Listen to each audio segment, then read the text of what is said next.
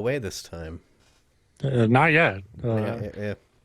There is a caveat today that my power could go out at any moment. Which is cool Um, because we'll add to the excitement with my PC's acting up.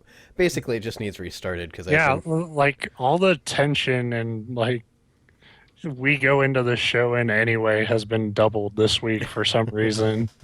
Like, and I'm just like, I feel like a sea captain. Like, come on, baby, hold, and just like this fight. That's a pretty good metaphor Yeah, for well, this show. maybe it'll give us like an added boost of energy because everything we do might be the last, or at least Well, like for the well, week. I was just about to say, like, a troubled boat on troubled waters is a pretty great metaphor for this show. So I was just about to So say, let's like, get to whatever the fuck we do. Um, uh yeah, you video games. you were setting up to take a dump Hmm. because no, um, video games we I, play them. Apparently, we talk uh, about fucking gun control on this show, but I guess we yeah, can talk about but video since games. we solved all society's problems last week, so That's now right. we're clear to just talk about games. Yeah, I can't believe how few people like it was their one homework assignment is read that and then or watch that show and then I know everybody's bitching about Trump, but that whole thing would be solved if you would have listened to last week's show. yeah. So whatever. Uh, but yeah, I talked a little bit about it on Twitter yesterday. I've been because we're getting near the end of the year. We have to start thinking about what we're gonna do for our Game of the Year awards, and we'll probably get into that a little bit today. Um, but because we're nearing the end of the year, the one thing I wanted to sort of check off my list before we got into it was try to beat The Witcher 3. Yeah. Yeah. And I don't think No. that's happening. I've been playing it every day for, And just to add insult to injury, there's the Hearts of Stone DLC is already out, but then the Blood and Wine DLC they keep talking about, so there's more stuff coming yeah, because I'm not going to get to that shit. yeah. There's no way. Like I'm not even done with Act 1. Like, That's the crazy thing. We were talking about it on Twitter a little bit yesterday, and it's funny because Jackie Collins kind of jumped in and said something, and it turns out like all three of us seem to be about at the exact same spot. Um, yeah. I know last I checked, I was like 40 or 50 hours in, and it's not even the end of Act One. No, And and it's not from a lack of playing it because you know how I am. Like when I get ahead of steam in a game, I'm putting like serious hours into it, like huge chunks. Um, this game is really fucking good at setting up side quests and making you feel like it's the thing you need to do right now. You well, know, we talked about it when it first came out because I started playing it right away, and I feel that the side quests in that game are the most interesting part. Like, well, it's such a fucking good world, man. Like like I just did this quest where like it's attached to the main quest on some level. Like you're going to end up with it, in your list of shit to do, but you don't have to do it. It's completely optional.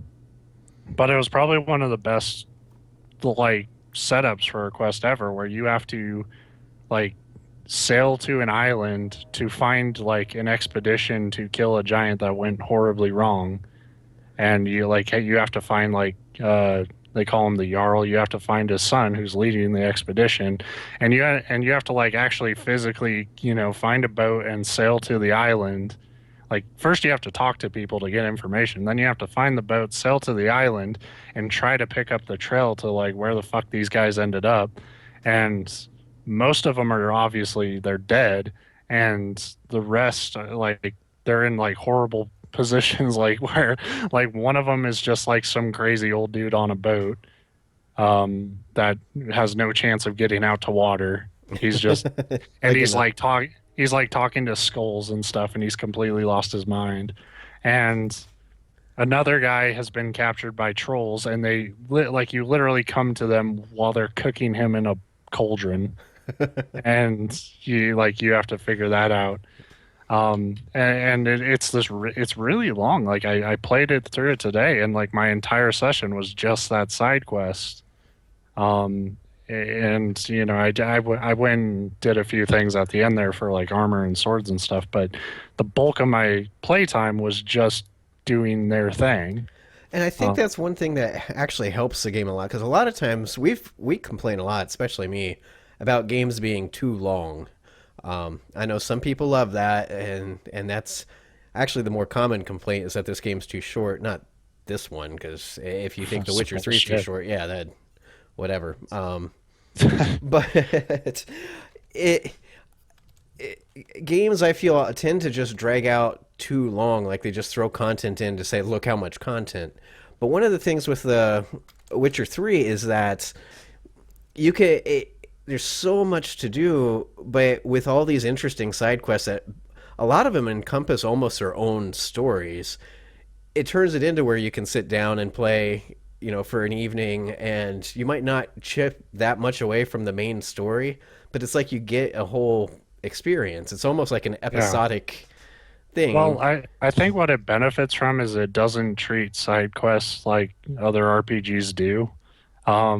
Like playing it today, I was thinking like I was drawing a lot of comparisons to like Mass Effect 2, where it's like because the characters are so well written and so fleshed out, even if they're just side characters, like the side quests don't feel like annoying fetch quests. Like they feel like even when some, and there have been a few that I'm like, are we really doing this? Like this is the objective again, but it's a lot more tolerable because it's like, well, I want to see how this plays out. I want to see what happens with these characters And because there's such a there's a wide swath of like, I don't know. The example I've used before, because it's my favorite, is you go from like helping a troll that thinks he's a soldier like paint banners to like dealing with a wife beating alcoholic baron that killed his baby.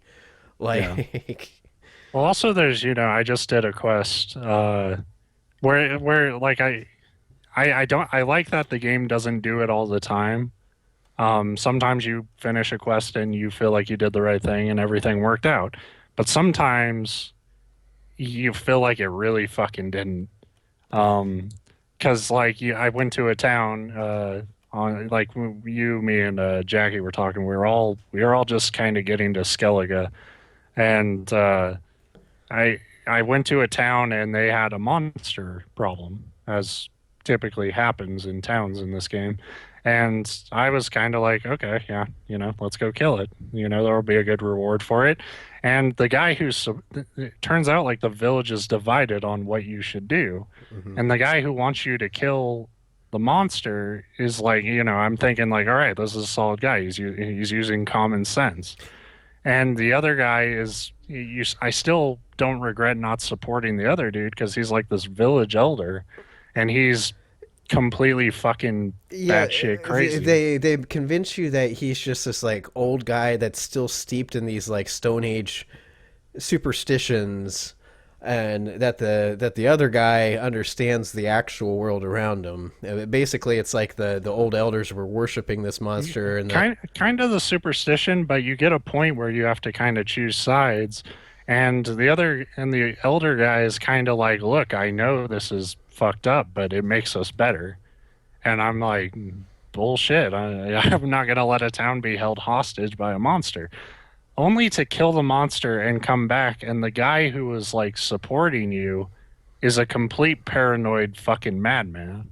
well, And I he I didn't fucking read it kills as people. paranoid. I read it as power hungry. Like now that this is out of the way, I'm the Yeah. one like the alpha here in this town, and I'm gonna use that. He just starts killing people he doesn't like. Well, Like, funny how paranoid and power hungry tend to go yeah. together.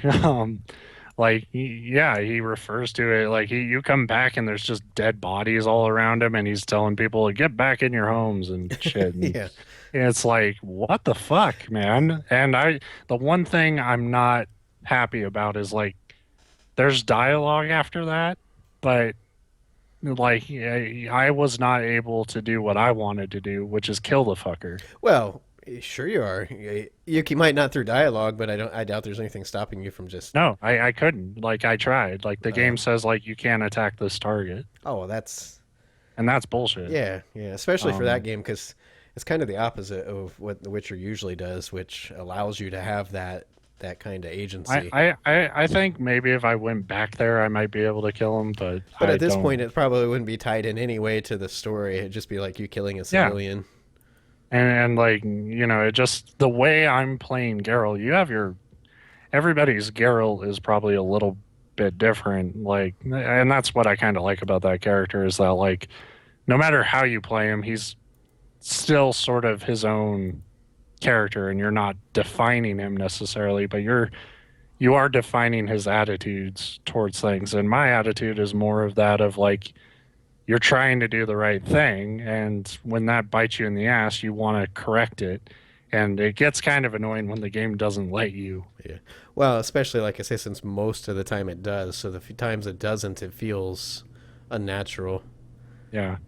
I've also had a guy who like this was fucked up, and it was one of the few times I wanted to reset my save because like you meet I did this quest without meeting the guy who's supposed to give it to you, and then I went back and like to complete the quest you got to find him, and so I go back and find him in a bar, and then I like I turn in the quest all at once. We literally just met, but he's like played up to be like, hey, you and Geralt are now him and Geralt are now good friends, and it's like it happens in like 2 minutes, and I'm like, okay, I can dig it. Like another friendly person, that's nice, and then we get into a bar fight and he dies immediately.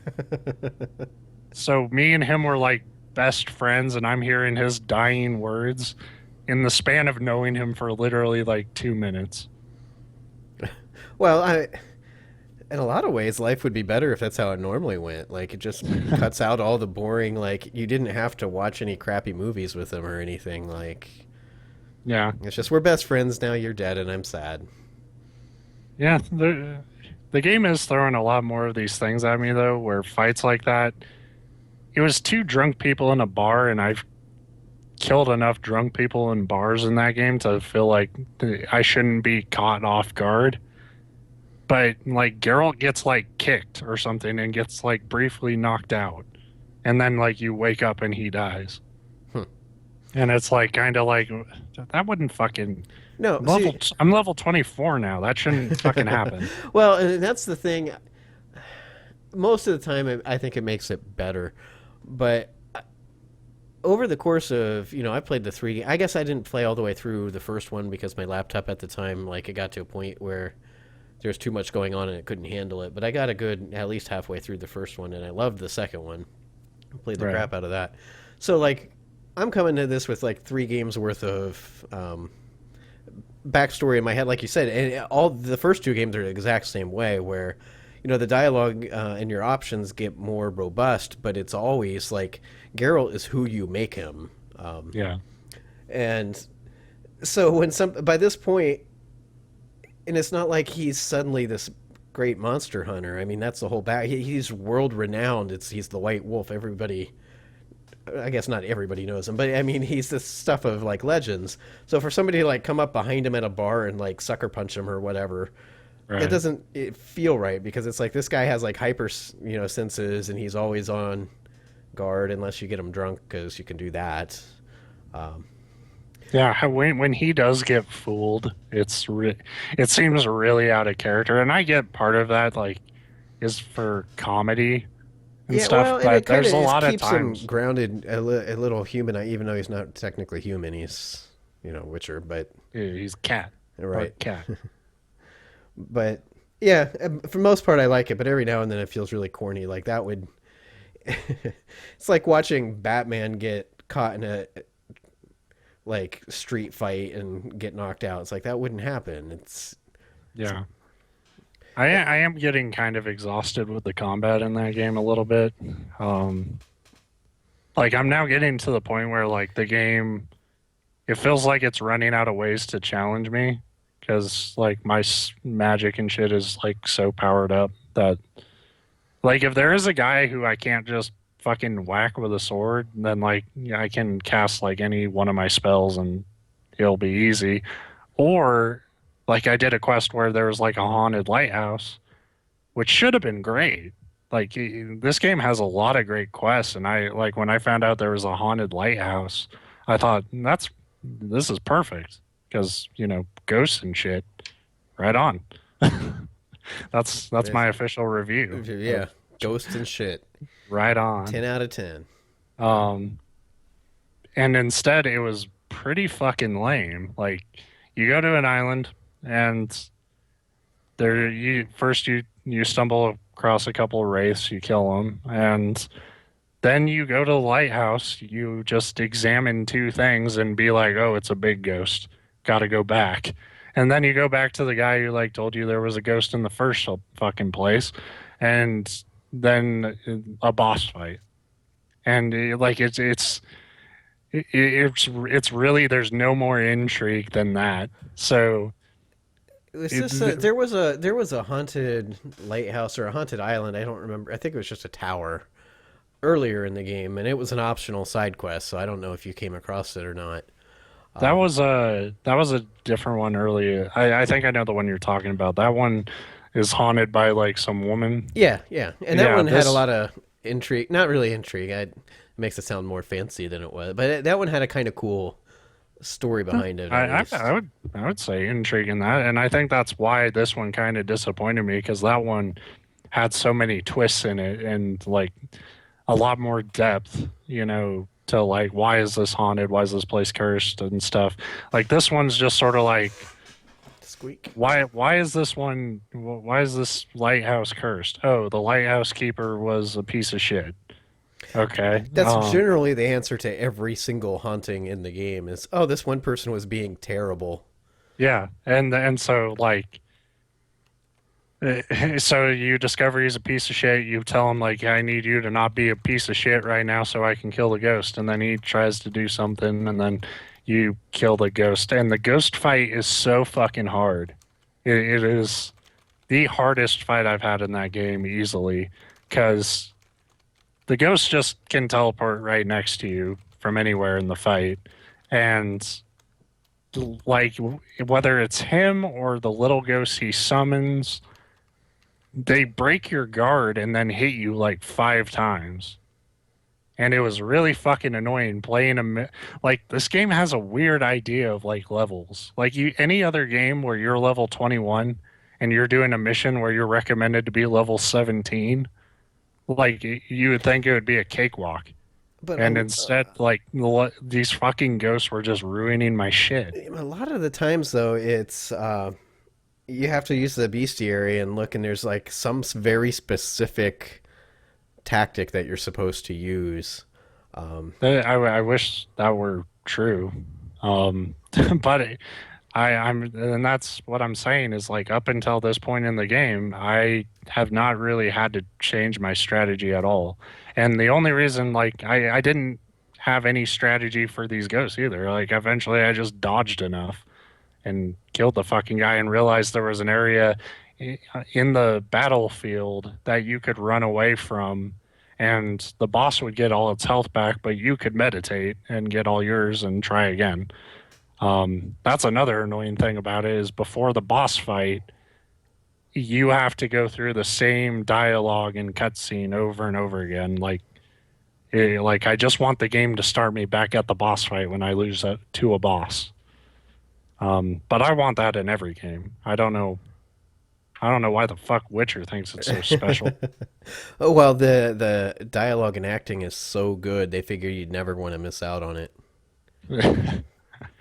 I say that like I'm being sarcastic. For the most part, it is. I mean, there's some really cheesy acting in it, and some of it seems to be on purpose. Some of it not Well, so much. there's a lot of flamboyant characters, and there's a lot of like gritty and like dark characters in it too. So it's this weird mishmash of kind of what you imagine like a medieval fantasy setting would be if it were real. Like there would probably be, cartoony as shit people in it, and then, there would also be people like the Baron. Fucking He so how's far, I think, was one of the most interesting characters in the Oh, his game. story is so fucked up. I think we talked about it when we were first Yeah. playing this, but But they do a good job of making him like this complete and utter piece of crap. But you still kind of care about him, like, because you can still see that, like, he's terrible, but he realizes he's terrible, and part of it is his alcoholism that, like, he doesn't have a handle on. But yeah. Well, it's this weird kind of like this guy is pretty much in every way one of the biggest pieces of shit you meet in the game, but he's also like he is the definition of like human tragedy.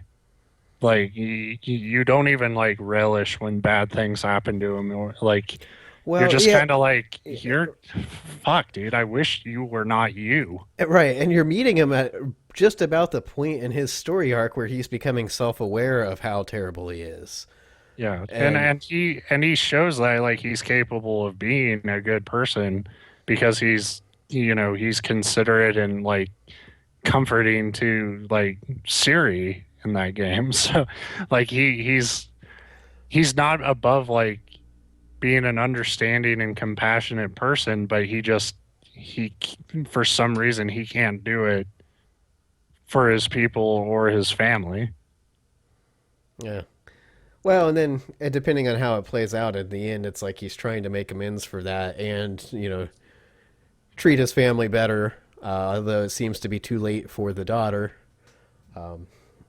I don't know. It was really cool. I mean, it was really like a pretty heavy twist Yeah. or stopover in the story because it is part of the main storyline, sort of. Like you have to do it Well, just to, yeah. but I don't know. It was cool. And then the witches that you encounter there towards the end of that whole story arc too. Those were some fucked up like creatures. I like Yeah. when they throw like one of a kind enemy because a lot of the times you're fighting, it's like, oh, here's this wraith. It's the woman in white, and they're always just wraiths. It's just with a different backstory. So I like when you fight enemies that are actually unique. Like those are the three witches. It's not like you're running into other, versions of those witches out in the world. Yeah. And those characters, from what I understand, they're not done after that point. They come back later in the game and play a big part. So I'm curious to see what happens there. But yeah, Witcher 3 is a great game. I do not know if I'll be able to beat it. Especially because as far as I'm concerned, game of the year wise, that's literally the one thing I can't check off yet is Yeah. that I beat The Witcher 3. Everything else I've either beaten or I'm pretty much done playing for now, like Fallout. Yeah, I can't say the same at all, but Yeah, I know you can. Because and to be fair, like I give you shit for not, playing games as fast as me, the fucking Superman. been the lightning Matlock or Whatcha? uh, but you kind of like you have a different kind of attitude towards video games than I do. If that wasn't obvious after years of doing this show, but you like to experiment with weird shit too, like a yeah, lot more than I do. Like I like to get a game and I like to sit through and play through it all. You kind of like to like you almost play games like it's finger food, yeah. I'm and like you're a just I'm a trying game different slut. shit. I sleep around with different. I can buy a new game like Metal Gear 5 when it came out and love it. And I mean, I absolutely loved the game. But then sit down like 2 days later and be like, you know what? I want to play something different. Like I don't want to load up this same old game again, even though I'm nowhere near done with it. Fuck, I'm gonna fucking load up Pagel. What am I doing? So yeah, and then I get in these positions where we're at the end of the year. You want to talk about end of the year stuff, and the biggest ones, Fallout. I don't plan on finishing before the end of the year, and that's to be honest, that's a game that I don't think my opinion of it's going to be end up being colored that much by how the story goes. It's like everything You're right. else. Um, Witcher 3, it's almost the same thing, but only because I know that the story is not going to let me down. Um, Right. and then Metal Gear, like I at least am played that enough to have a feel for what the game is. Although where that story goes or doesn't go could would have more of a impact on my overall thoughts of that. Sure. Yeah, I think, like right now, I can say that The Witcher would be in a few categories for me, and that's something I think that's really kind of what I wanted. I think if we didn't have material today, which it seems like we don't, we'll talk about like what actual categories we want to do this year. Um, but obviously, The Witcher has already. Fuck, how much? I can't tell you how many hours I've put into it already, and it's such a huge game that like obviously it'll be in some conversations. Fallout 4 is kind of the opposite, where I can make a judgment about it without completing it, and that judgment is kind of what you said about like games like when it's okay to like not finish a game for a review. It's like I don't want to play it all. Yeah. So like Well, and The here's the Witcher 3, I want to play it all, but there's a lot to play. the odd part with Fallout 3 where that puts me, and part of it's because we've talked about this. I guess maybe for me, I shouldn't speak for everybody, but my opinions when you get to the end of the year talks are so like colored by what you've played recently, because that's what's fresh, and those are you have to strain a little bit more to go back and be like, what was I playing in January of last year of this year. But Fallout's one of those games where, as much negative as we both have to say about the game, I still enjoy it, and I still think it's better than most of the games out there that I've played this year. But I would have a very hard time trying to make an argument for that as game of the year, especially since neither of us Right. are that far. I mean, again, that's another one that I think I'm 20 plus hours into, so it's not like I've only played Yeah. the tutorial. But And I admit it's completely baseless, and like I've given that game a lot of hate, but I do plan to go back and play it more eventually. It's just I don't want to right now, and I don't think if I did, there would be anything in there that would convince me. Like I'm looking right now at my top 10 list for 2015 that I just keep for my own personal track record. I keep track of everything I've played any year, and I can look at the top 10 games I've played on it, and Fallout 4 is not on it. now, are Um, these your eh, top 10 like favorite games, or the top 10 like in how much the publisher paid you to like them? it's based on fat stacks that that you can mail to me. Just hit me up on our Njoystick email, and The sad part is we're the kind of podcast that it wouldn't be like, oh, well, this game's good because the publisher paid me off. We'd be like, oh, well, we're gonna boost this game because the publisher replied to a tweet. Like that's how I easy it is to make us excited. I gotta yeah. Well, fuck. Uh, Shovel Knight Game of the Year, because those guys are the most friendly people ever and most generous people ever. If they're giving us a fucking review copy. Um, Shovel Knight is actually on my top Top 10. 10. Um, I was that this year. See, that was a the wonderful. PS4 version Okay, so was. you're kind of cheating.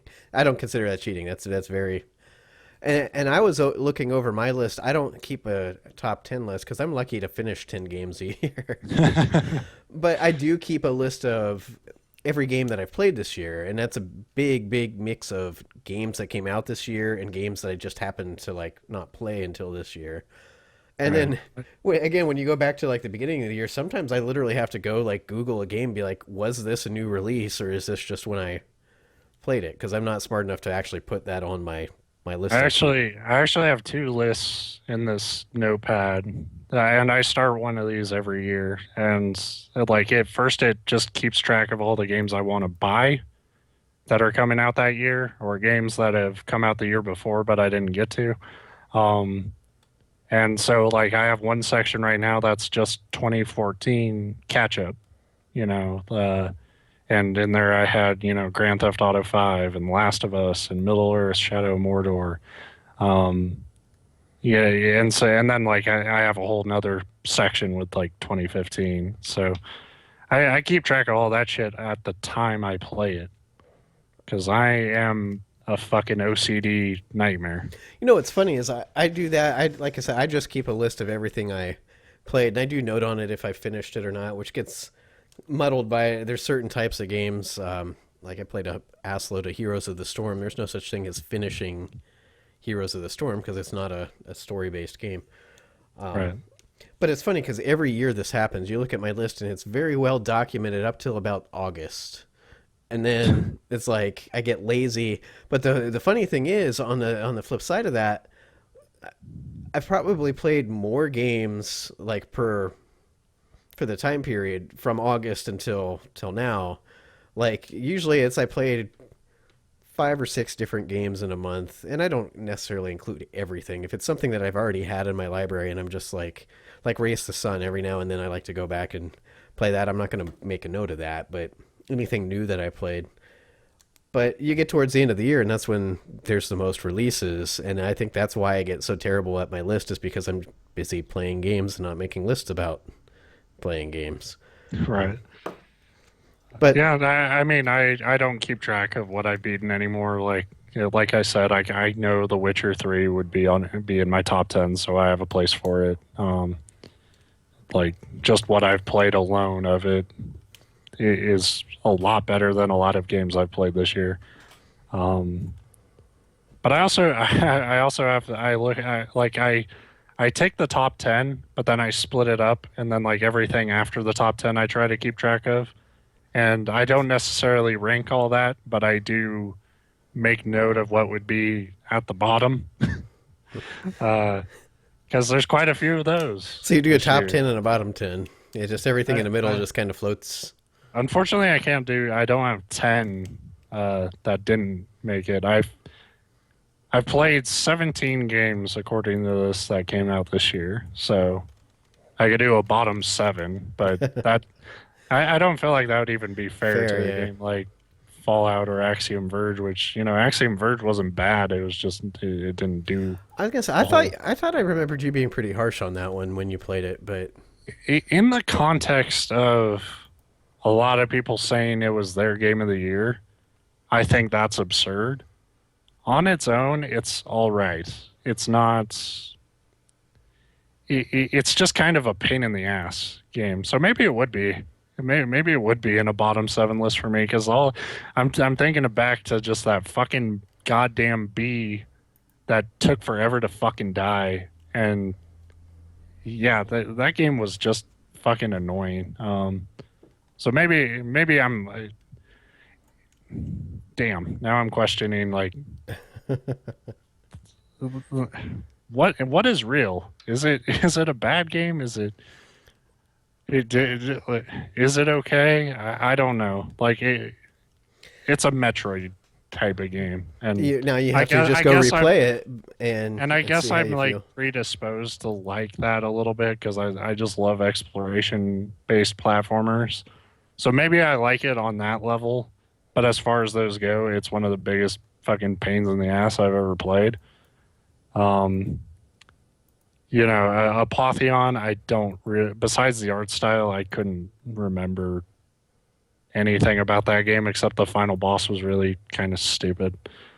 Um, Kirby and the Rainbow Curse, I didn't like at all. Uh, Yeah, and you seem to start out a little like maybe this will get okay, and then yeah, yeah. But to be honest, that's kind of how I feel about pretty much every Kirby game except for maybe the original. But it's been how many yeah. years? And let's not. I we don't. I wait. Maybe we should get into it. Is there any currently playing you got left to talk about? Only I Like, can't let's do that. remember if I talked about. Did I talk about the Curious Expedition last week? That's good when we can't remember. I don't remember because I watched you stream it. Yeah, So I don't remember if that came before or after the yeah, and show. that's what I couldn't remember. So real quick, I'll talk about that because it's not it. It's an indie game, and I don't say that derog. Most of what I play is that, but a lot of these games are really neat and really unique, but aren't games that you can spend hours talking about. It's almost like a board game. You pick a famous person from the 19th century. I like Darwin because he's one of my favorite people from history. They each have their own, advantages and disadvantages.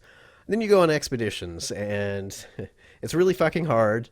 You go on 6 consecutive expeditions, and what you loot and manage to survive with from one carries over to the next. So if you don't do well on one, you might get past it, but it's really going to come and bite you in the ass on the next one because they only get harder and harder.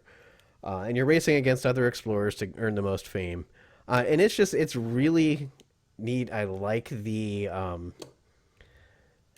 like that it's challenging, and I like there's it's a game where there's a very very real possibility that you're going to have to resort to cannibalism, and your party's going to start eating each other.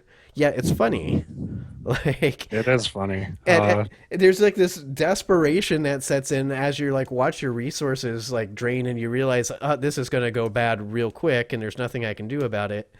But at the same time, like the way that they write it, it's like, oh, you woke up and so is, you find him in the corner rocking back and forth and muttering incoherently to himself. As you look closer, he's gnawing on so and so's leg bone. And you're like, well, fuck, but that's hilarious. So I'm really digging the game, but it's still in early access.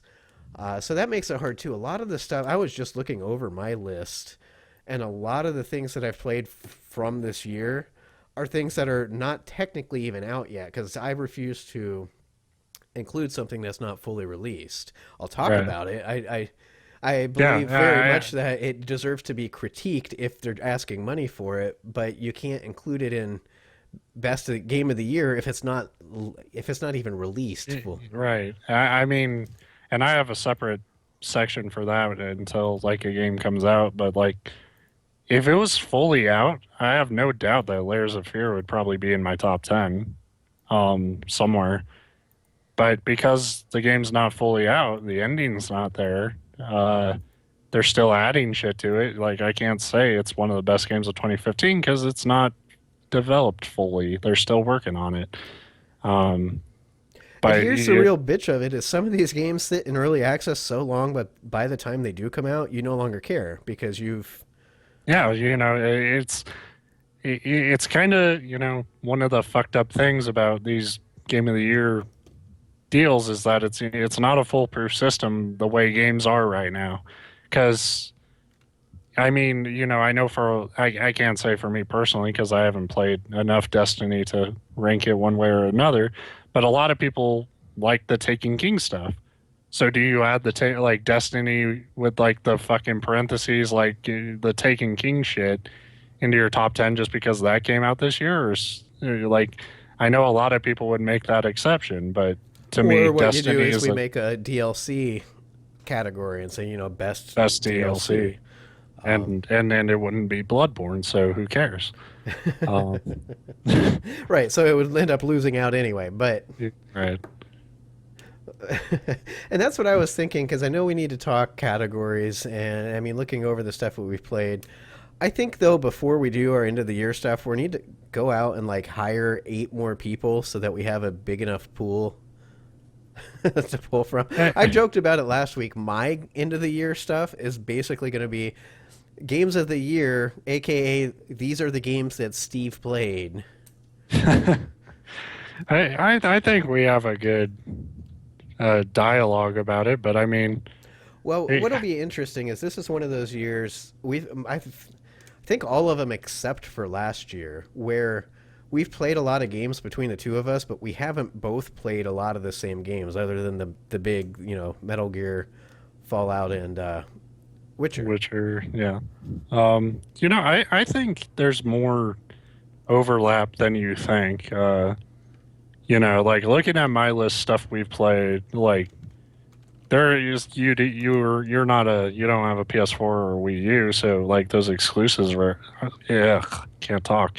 Exclusives are out, but I mean, you and me have both played, Rocket League and shit. Like it's and I think those big, those big ones like Metal Gear and The Witcher. I think those ones, like even though we both like them, I think we have different stances, like on why we like them. Uh, so I think I mean I would love to have more people to fucking argue with. Um, Well, we'll have to advertise the shit out of next week's episode and try to get some people in chat to. well, we should. I mean, they probably won't because they're busy people, but I do think we should have Derek and uh, fuck. I'm trying to remember names of like everybody who's ever written for us. Yeah, we Uh, we can try to pull some of those people in, um, get some dialogue going. Of I, course, then I, we I, get to flex our like Njoystick dictator muscles and be like, we appreciate your input, but this is well, fucking well, I Stephen mean, Bintz. right. Well, I mean, I think like Derek, if he has input, I would love to hear it. But it's also, I know, like, for him, it's going to be very personalized. And by that, I mean it's going to be all Nintendo games. So, That's what I was gonna so say. it's Flappy Bird on eShop, right. Spiky Wall eShop, Flippy Coin Yeah. on eShop. Yeah. So maybe we'll let him just write his own, like, top 10 games on You fucking know what Google could be Play. really interesting, and I'm saying this in genuine hopes that Derek is listening or will listen to this show. We should have an entire episode where we just get him on the show and say, okay, what is the best, amiibo of the year? And then just watch him sit here trying to I think his head Yeah. would And explode. asking us, like, criteria questions for, Be like, like, nope, nope, that's the question. well, do you mean in terms of structural design, or do you mean mechanically in the game? It's like, fuck, Derek. Just what goddamn figurine do you like? Uh, I But tease him. I love you, Derek. I miss you wherever you yes, are. he is Derek's actually working on a review for us as we speak. that's what I heard. In the shadows, like a shadowy reviewer. But that's actually a genuine thing. Is like if the people who've helped us, I'm thinking like Ness and I don't know if we're technically calling Ness a writer for Joystick, but she's definitely an editor. Yes, Um, a very uh, important one. a fucking If you've really ever good. looked at my tweets, although ironically, I'm the one person that I don't send my stuff to her usually to edit, which I think out of everybody, I'm the one that needs it the most, but whatever. I don't send everything to her because one, she fucking edits for a living. So I feel weird like, hey, do more work for free.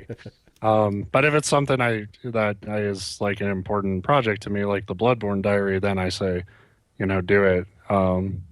Right now, do it. Fucking fix my errors, god damn you. That's the email I always I send. was a little disappointed, by the way, that we didn't get more Bloodborne Diaries. Although that DLC, maybe it would have lent itself to like I'm One Piece. I'm not I haven't decided like that I've completely scrapped that idea.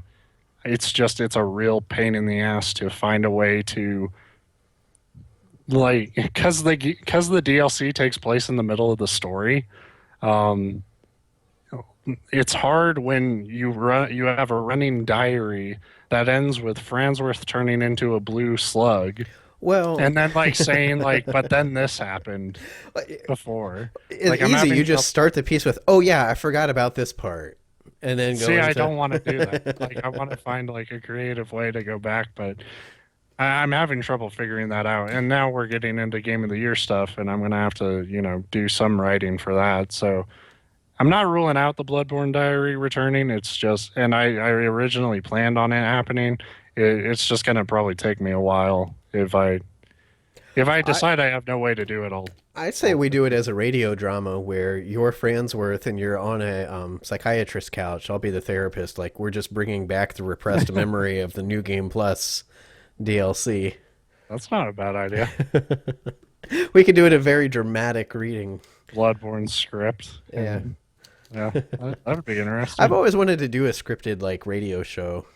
I know we had an original plan to do one, and Hmm. then it just never came together. But yeah, I think Ness could probably. I The then thing these. is, I don't know how much like cause Kelly. I know she's around. I don't know how much they've been playing games, but Well, couldn't yeah, hurt to but I ask mean, them. like, yeah, but I mean, like, even if they don't want to like argue with us, and I can't imagine who would. We're Right. tough competition here. Um, I think they could at least probably, like if they want to, they can contribute whatever they want to on the site, saying like, this is what we played this year, and this is what we liked, and BioWare. Ness then and yeah, Kelly both. That's yeah. yeah, talk about Bioware. Fuck it, because I haven't played anything from them. in a while since like Mass Effect 3. So I almost said that they have a new Montreal studio, but they've always had. Well, I don't know always, but that's not BioWare that opened the new studio. It was Bethesda, I think. I don't know. That was one of the game news things today. Is I I'm pretty sure it was Bethesda that just opened a studio in Montreal, which puts them up there with Ubisoft and BioWare. So yeah, yeah, pretty much most of our main like big name franchise games are coming from Canada now. yeah. Thanks a lot, So Obama. so yeah, I guess that with that in mind, this was us just like doing our goddamn enjoy stick people assemble, and We no need the one will power show up. ring, so But like I mean, like, yeah, like I would like anyone who's contributed to the site to be feel free to, voice their opinions and because shit, if you haven't contributed to the site but you happen to be listening or following on Twitter, you can always tweet the shit out of us like, "Hey, this is the best game, you idiots. Stop not yeah, talking about it." I'll fucking tell you why you're wrong. Yeah. Uh, Okay, I guess there's a lot in there that I see. I'm limited by just having the PC, so there's a lot of the bigger games this year that came out.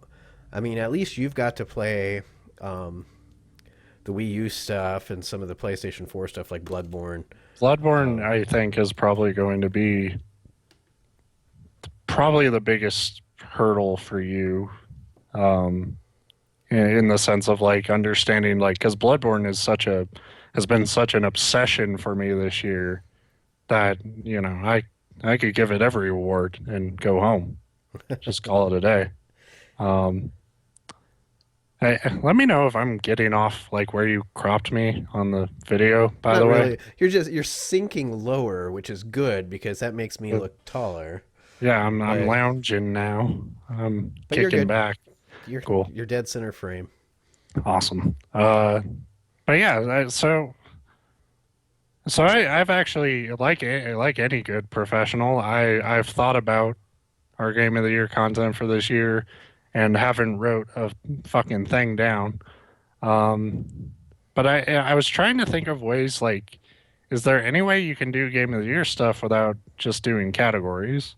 And like, I can't really think of any way to do that. I know some places just do like lists, but I didn't want to. People love lists too. I I don't know, get I it know. because I avoid lists like the plague, not necessarily because I hate lists, but because so many sites do that bullshit slideshow thing so that they can load an ad each time. Like, here's the Yeah, top 10 deaths on The Walking Dead. One, click like, next. And then next like will be I like, oh, and by the way, the person that we just told you, here's some filler crap that you don't care about. Click next again. yeah, I think lists only work for me when I care about the person who wrote the list, and I think a lot Well, of my sites list is use out lists. now. Yeah. Yeah, like a lot of lists are very impersonal, and so it's like that slideshow thing where it's like you don't really know who, like, you don't really have an idea of who wrote this and like where they're coming from. And that's why I think Giant Bomb does lists really well because they like say, like, hey, this is his list. And it's like, oh, I know that guy. I wonder what he played this year and what he liked.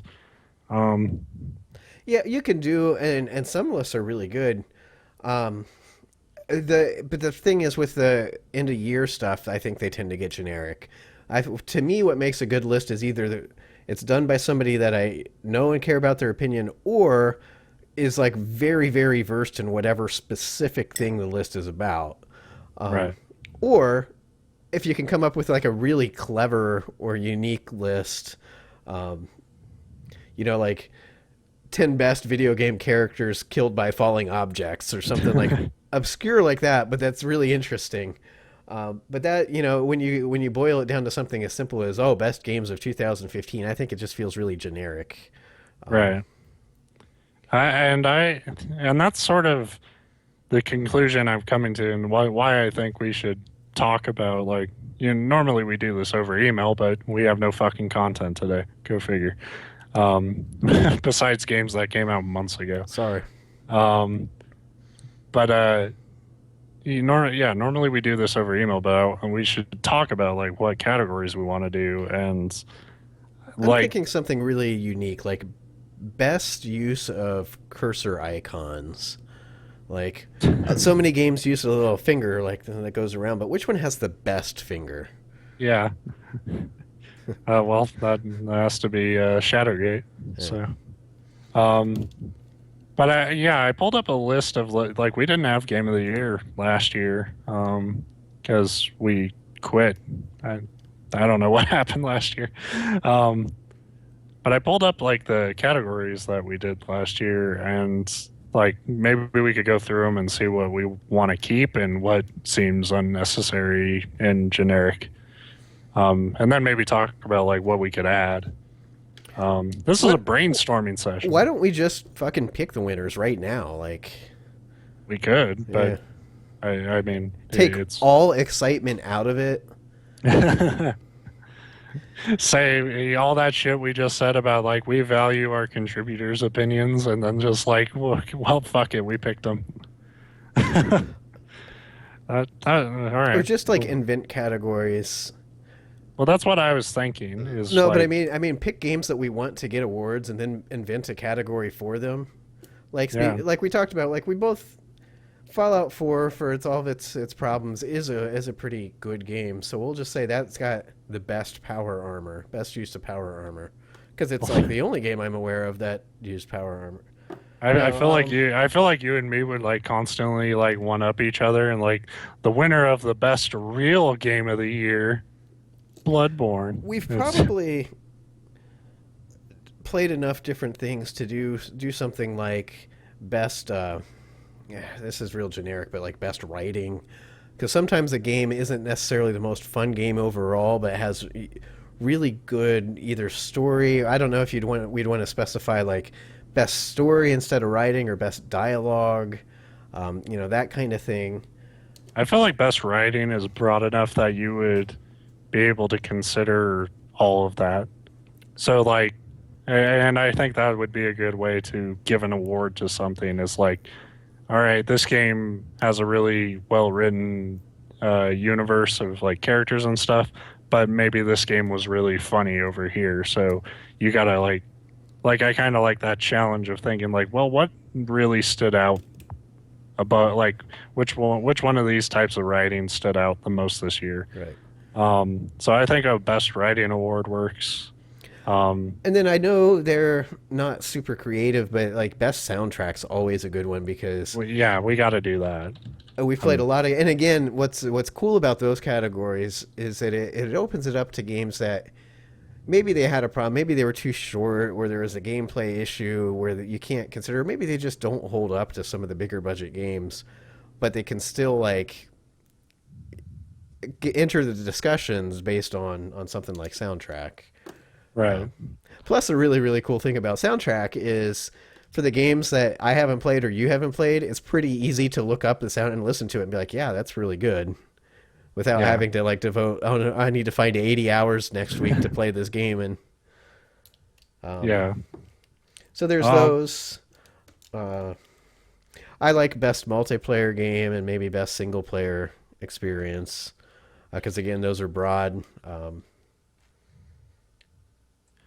I feel like so many games though, are like specifying like best single player, like to me, there's so many games that like almost every game has some single player aspect. Yeah. I Well, mean, we can leave maybe single player out, but multiplayer yeah, definitely. but multiplayer is such a specific like a game that really impresses you with its multiplayer is, I think, something stand out Like and Battle Block worth mentioning. Theater, which unfortunately doesn't qualify because it came out like 2 years ago. Our and I only know this because I have the notepad pulled up. Our best platformer and best download only game of 2013 won two awards. Buckle your Um, pants. Buckle your pants. Buckle your pants, indeed. Um, wow. In retrospect, I'm surprised that was the same year Brothers came out. Yeah, that feels like that was just last year, but I think it was really like late in 2013. And you weren't going to convince me it was better than Battle Block Theater that year. Um, But now that I've played it and almost fucking Well, cried, that would be a really interesting debate because they're both really, really good, but they're so different. yeah, I'd probably still say I like Battle Block more just because I have like not only do I have the game itself that I played on my own, but I have the game that I played through with my brother on it. So I had And, a real tell of two and sons story. God damn it! and I'm a little biased too. Battle Block has a special place in my heart for. We've talked about it before, but literally being the most awkward and uncomfortable interview I have ever done. And you can still find it on YouTube if you search for our. And the yeah, which is funny to me because the Behemoth guys are so like friendly and like comfortable. It's to get into that backstory for anybody that hasn't followed our show for 3 years. Shame on you. It was at PAX East, and they were, I think, the second day, and they were our last interview of the day. So for both me and I'd have to look it up. I forget the guy's name that I talked to, but for both of us, it had been a really fucking long day, and I think we were both just like mentally like Shot. I was ready to not get back to the hotel and collapse into the bed. I was ready to just like collapse on the ground and be like, "Fucking leave me alone. I'm sleeping here." And he was very much the same way. But it was awkward. It was a weird, the interview didn't go super smooth. Although the video, like I said, you can look it up. I think it turned out okay. It was more the behind the Yeah. scenes repertoire, but Like they were very nice. like it's the type of thing like having watched it, it's the type of thing that like yeah, right, that's sort of you can tell they're tired, but whatever they got through it. But you see it and you know everything that like went into it Like and before the like camera rolled and all yeah, that. But awkward is way different than jerky or not. I mean, they were really cool people, right. but yeah, every time I think of that game, I think of that interview, and it's just like and let me be clear: to take the most awkward interview from that PAX East is a pretty big accomplishment because there was a lot of awkward moments. Right. But anyway, so yeah, Battle Block was a great game, but that really has nothing to do with this year's end of year discussion. Yeah. Well, those were two awards that I don't know. Like we're getting Platformer, further and further away from the idea of like a download only game category. yeah, I don't like that anymore because Yakuza 5 just came out. It's download only, but it's But it's not not what really we the think spirit of about. what, right. But at the same time, I hesitated because one of the things that instantly came to mind was best indie, but I hate using that too because that's becoming such a Right. nebulous. Yeah, and I mean, like, what would would somebody say like, "Oh, you can't fucking count that? That was published by Ubisoft."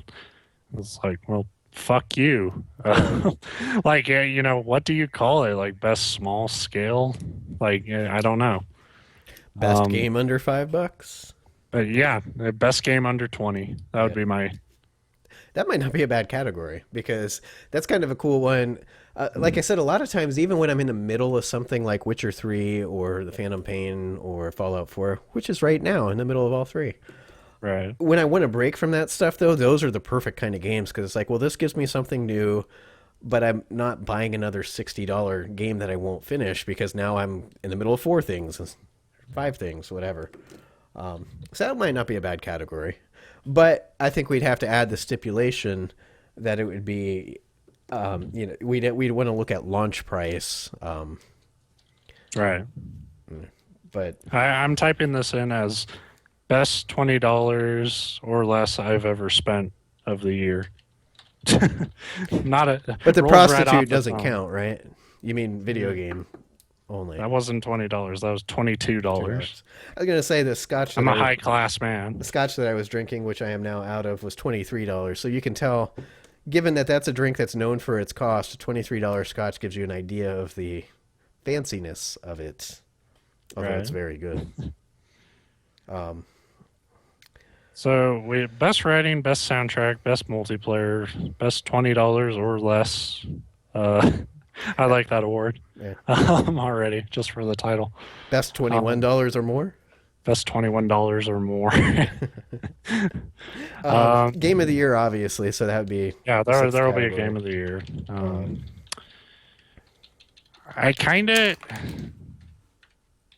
And maybe it's just my cynical attitude, but I kind of have been pondering the idea of some awards that are more, they're not awards, they're shamings. And they don't, not necessarily games. Like, we don't have to have a worst game of the year award because I mean, we could do it. I think you and me both play enough weird shit on Steam now that we could say, like, that's not very I good. think But I've moved into this like zen-like state of mind though, where I really don't like. Now, from a review standpoint, it's different because that's your job. right. But I don't like necessarily calling somebody out for something, although I still do it because I'm a terrible person and I lapse from time to time. But I like to focus on good rather than bad. But I think on one hand, it just amuses me. Like, I can't come onto this show and complain as much as I do and rant and shit and say like, oh, but I want to be positive. Like, I know I'm a negative fucking prick. I'm trying to do the. I don't even know what the meditation hand thing is with the whatever. But you can't see my hands in the. Yeah, I can't Whatever. watch it at all. So even if I could, I got the whole Skype call covered up with notepads. Um, but I think there are things that happen in the industry that could be called out, like worst thing that happened this year from an industry standpoint, maybe, or like, you know, a business Oh yeah, yeah. I standpoint. mean, you could word it at. Yeah, yeah. I think we'll have to work on the wording to keep it from being too much like.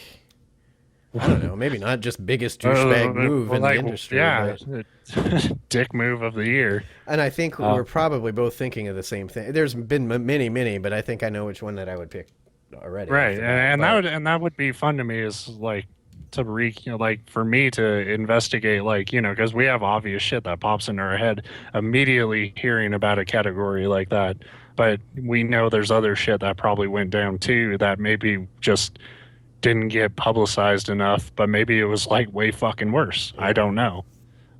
So I'm gonna type that. This isn't necessarily the award name, but I'm gonna type in "dick move of the year."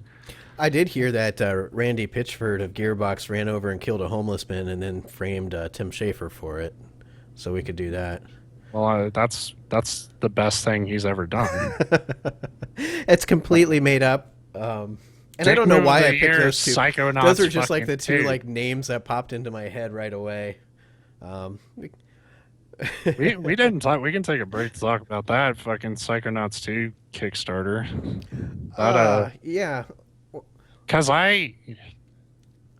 He- my- I fucking I don't know why I hate that so much. what I don't like, and I'm actually pretty excited that Psychonauts 2 is or maybe or will, whatever a thing. It's getting made. They're already And, fucked, and dude. here's why is because I never got to play Psychonauts 1 and it's on Steam. And I keep anytime it goes on sale, I keep meaning to buy it, but there's part of me that doesn't really. The reason I'm not like more vigilant about watching it and grabbing it is because those games people love them for when it came out, and then if I play it now, a lot of times they don't translate real well into modern gaming. So I'm kind of afraid. Like Jet Set Radio, I liked it back on Dreamcast, and I bought that when it came out on Steam, and it fucking sucks. Like you can't. It, Yeah.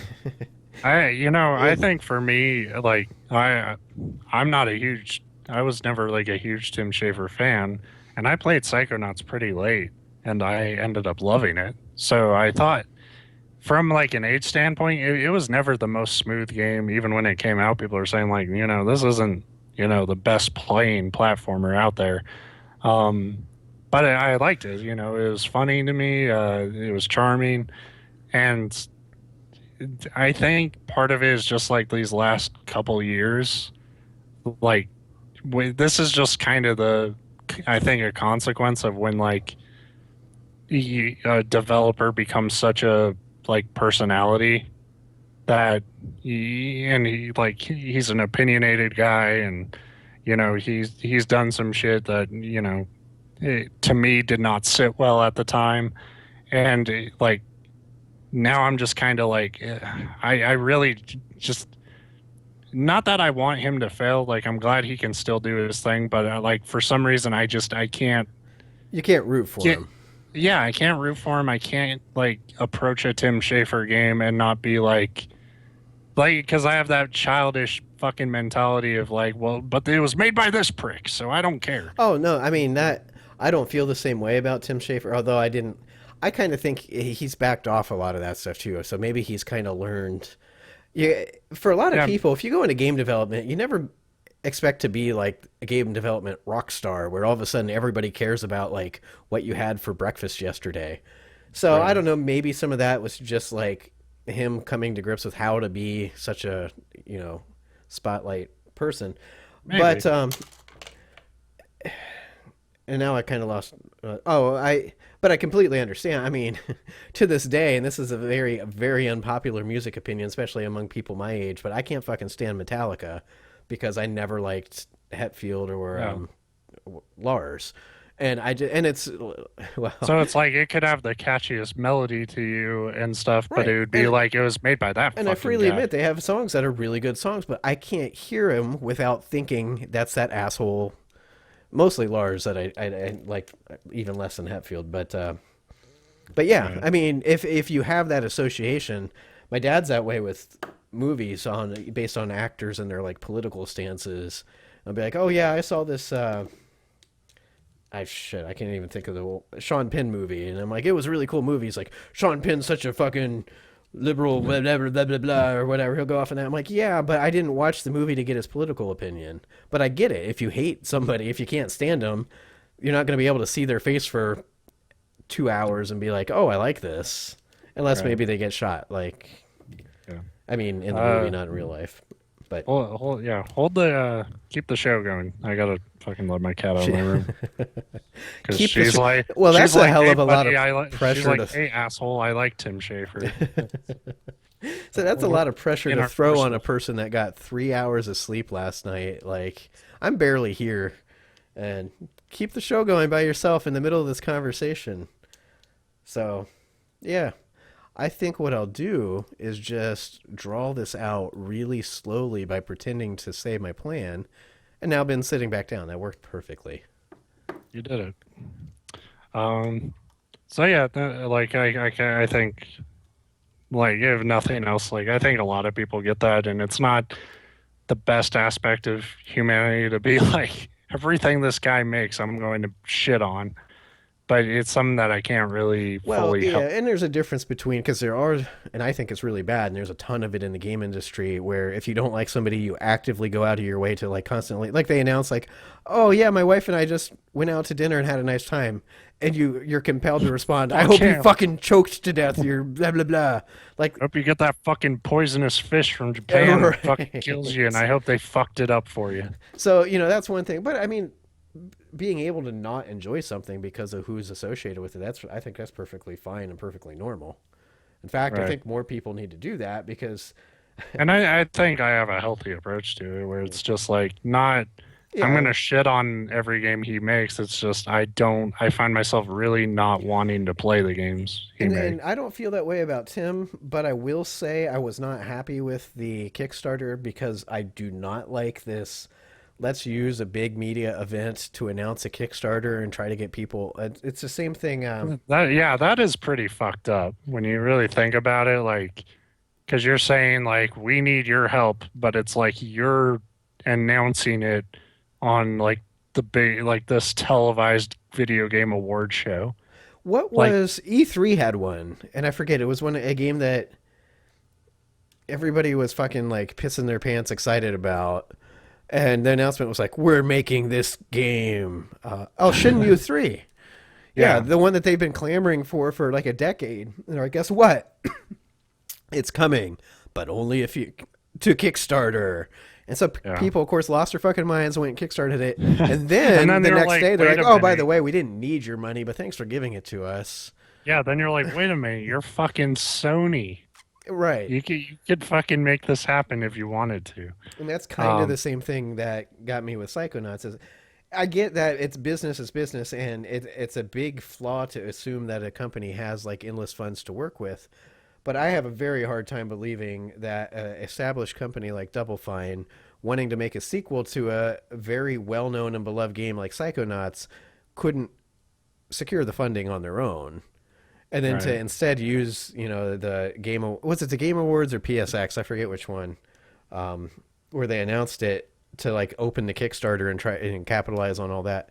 But it's not necessarily ethically wrong. And maybe we're just the dinosaurs that like don't like that new I approach to don't even crowdsourcing. hate that model. Like I think if you can get money directly from your fans, that's great. No, Um, specifically the part I was taking issue to is announcing it like that at a conference or yeah. at a big media But even event. that I probably would be okay with. I think it's the fact in this instance, like I wasn't even that upset about the Shenmue thing. I think it's that I don't my personal like hurdles with like trying to enjoy Tim Schafer stuff now aside, I I I I think a lot of people have valid concerns about how Double Fine handled Broken Age and Mhm. how they're handling a lot of this shit with Kickstarter. Like financially, it was a pretty fucked up situation. And Um, and I'll say this because when you say not upset with the Shinmu thing, upset for me would be the wrong word because I'm not upset about shit. I didn't yeah, like it, but ultimately it's on the people that rushed to throw money at it before they knew any details. Like that's the funny part to me is how willing people yeah, are to invest in this stuff. And now, and here's a Mike Futter of Game Informer. He's really good about industry, like the business side, specifically, money.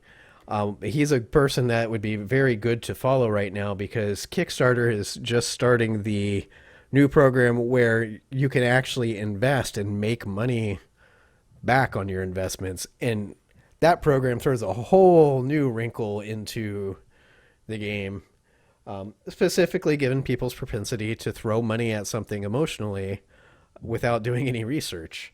right. And now, if you're going to start expecting money on your returns, but you're not doing any research, really you're turning yourself into just a really bad investor. Yeah. Which I mean, hell, there's no shortage of those. Mhm. But yeah, I mean, I see where you're coming from, and I wish I had more of your fucking Zen attitude towards this type of stuff. But what can I say? I like to get pissed. We can do more fun bad ones like worst haircut in the industry. I would like to do not like a worst game, but like maybe like a worst trend we see in games. Like a lot of games like maybe we noticed this year that they did that we were like, stop fucking putting this in goddamn games, please. Um, I think that would be a fun one to think about. And on the flip side, I wanted to do an award for best use of blacklist by a publisher after that. um, but But yeah, yeah. That would be. But I'm trying to think if there's any new trends that I hate in games, rather than I the same well things like that we've been like arguing well about. not like a new trend of 2015, but like a trend that like needs to like Yeah, stop. yeah. Like so Like I'll put making it Call down of like that. Duty games. Does that count Yeah, as a trend? yeah. How about we? I mean, that'll probably always be a contender. Is like the annualization of some bullshit. Yeah. But yeah, I'll just put down trends that need to stop. Um, and not necessarily that we will find awards for all these categories, but I wanted like more creative things that we had to kind of think about.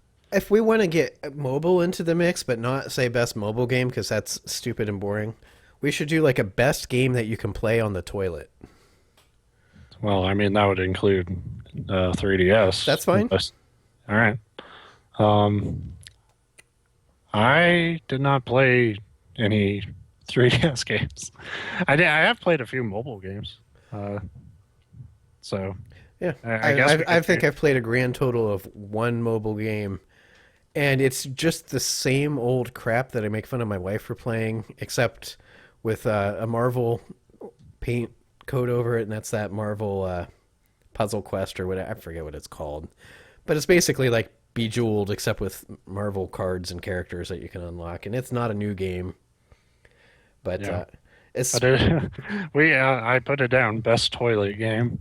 So yes, so that can be either a game you play on the toilet or a game about toilets. sure. So there you go.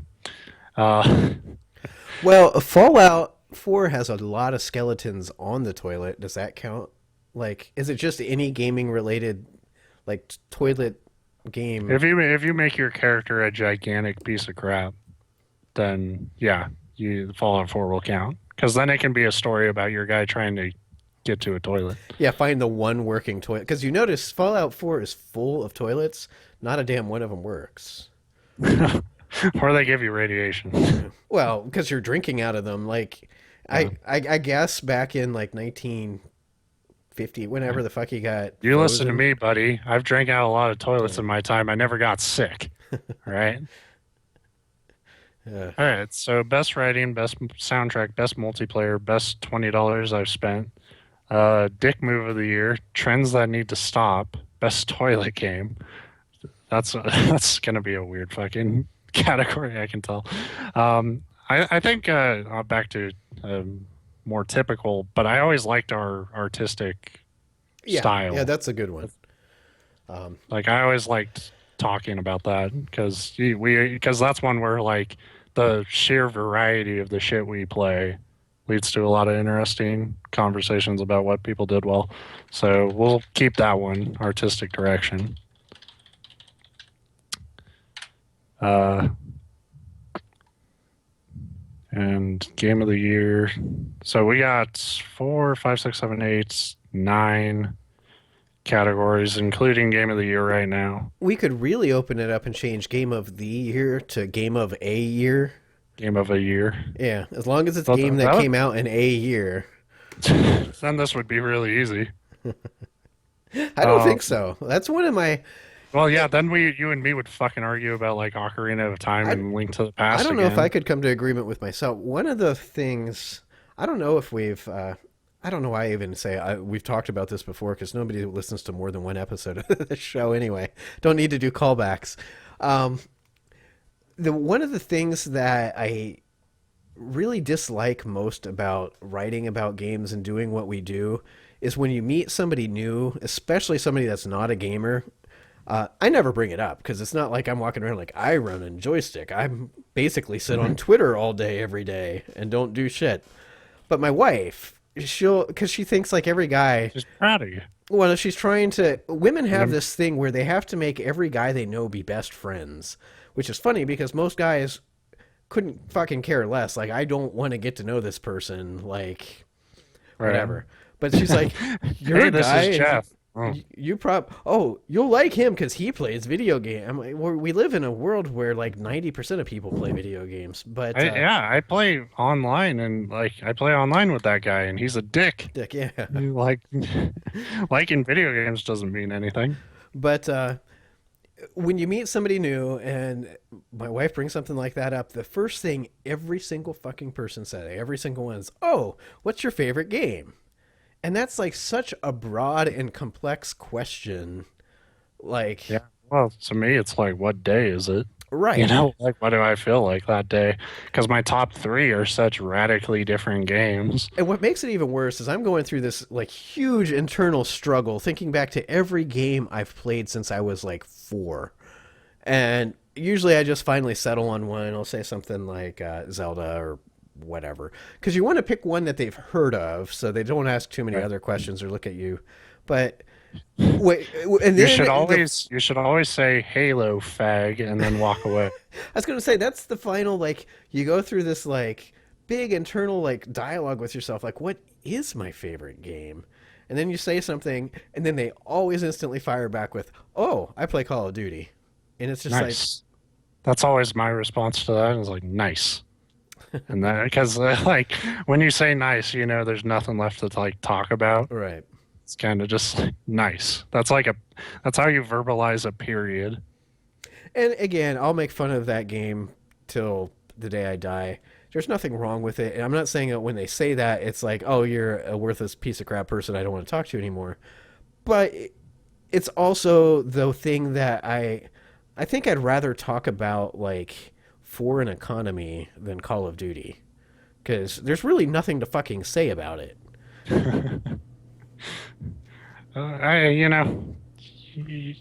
Particularly this year, I'm a lot softer on Call of Duty than I think you are, or a lot of people are.